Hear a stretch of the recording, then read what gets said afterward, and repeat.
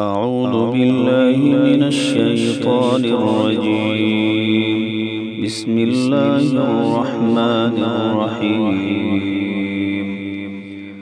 أولئك الذين اشتروا الضلالة بالهدى فما ربحت تجارتهم وما كانوا مهتدين.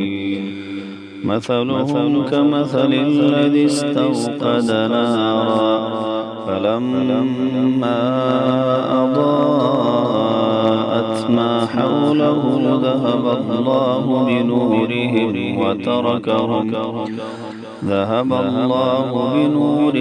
وتركهم في ظلمات لا يبصرون. صم بكم عمي فهم لا يرجعون. أو كصيب من السماء فيه ظلمات ورعد وبرق يجعلون أصابعهم في آذانهم من الصواعق حذر الموت والله محيط بالكافرين.